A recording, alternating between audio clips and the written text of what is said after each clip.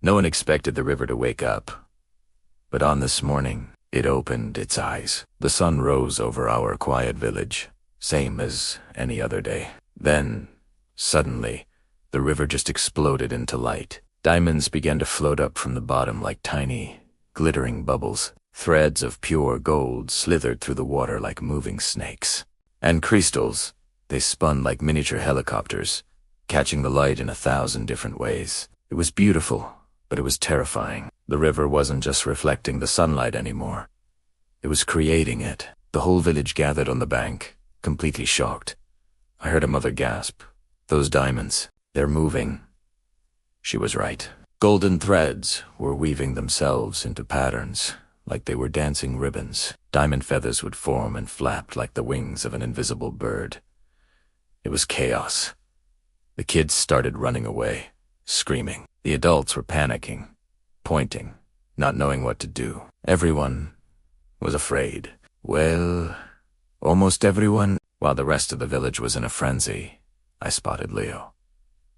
He's just a kid, maybe 12, but he's different. Always cheerful, always curious, always drawing something in his little notebook. He was just sitting there by the river, sketching, as if nothing was wrong. Then, a tiny diamond cube floated right up to him and tapped his foot like a little pet wanting attention. Leo just looked down and smiled. "Oh, you again," he said. "Found something shiny today?" The cube spun happily in response. The other villagers started whispering. "Why does the river like him?" One asked. "He's too brave," another muttered, "or just too strange." But the river was just getting started. More and more treasures began to rise from the depths. There were golden spirals that looked like tiny, swirling tornadoes, crystal worms twisted through the water like playful noodles, and diamond birds, fully formed, glided just under the surface. It was a spectacle. Leo was laughing, completely mesmerized. "You're all alive?" he asked the water. And that's when it happened. A giant, shimmering diamond shape emerged from the center of the river. It was huge, and it slowly bent and shaped itself until it formed a face. And then the face nodded at Leo.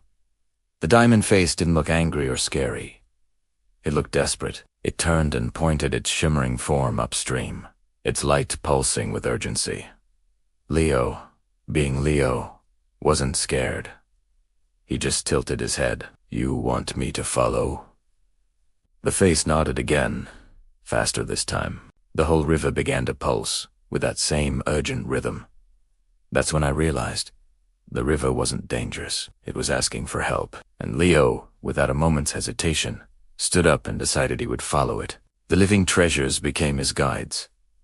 They floated ahead of him, lighting up the path. The journey was incredible. Leo walked past trees that had leaves made of shimmering silver. He saw butterflies that seemed to be made of floating glass dust, and in the shallower parts of the stream, he saw fish that glowed like neon lanterns. Leo just laughed, completely in his element. "This place feels like a dream that forgot to wake up," he said to no one in particular. Finally, the glowing treasures led him to a broken-down stone gate, half swallowed by vines and moss. Behind the gate was something sad and silent. An ancient, dry well. It was cracked and hollow, a stark contrast to the living river. The large diamond creature that had led Leo here floated over to the well and gently touched the stone rim. As it did, its brilliant glow flickered and dimmed, becoming weak. Leo looked at the creature, then at the empty well. "You're tired," he said softly. "You're tired. Because something's missing." Just then, a faint, rhythmic sound started, like a slow, weak heartbeat coming from the ground. Leo knelt down and started digging with his bare hands in the dirt at the bottom of the well. And there, buried in the soil, he found it. A crystal heart, cracked, but still pulsing with a faint light. The river once had a sister stream, a river of memory and light, but its heart was lost, and it had faded away. Leo gently lifted the cracked heart. As I held it, it began to glow a little brighter in his hands, as if responding to his touch. He looked at the dimming diamond creature, then back at the heart.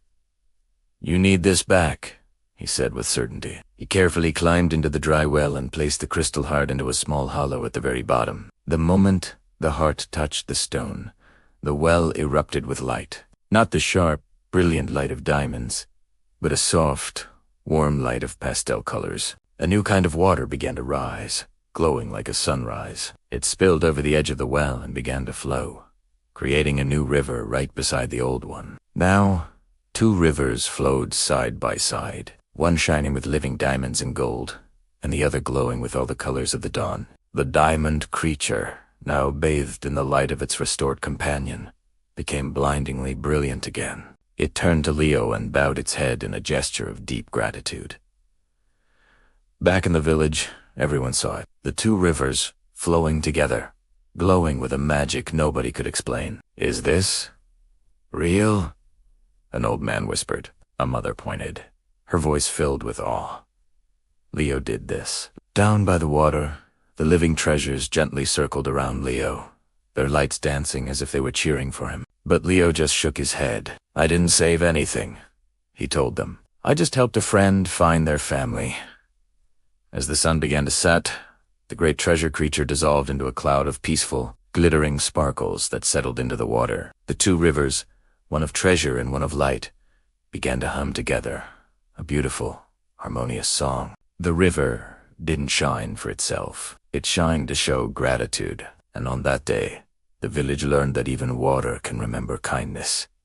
Magic appears where kindness lives. Thanks for watching. If you enjoyed this story, don't forget to like and subscribe for more adventures.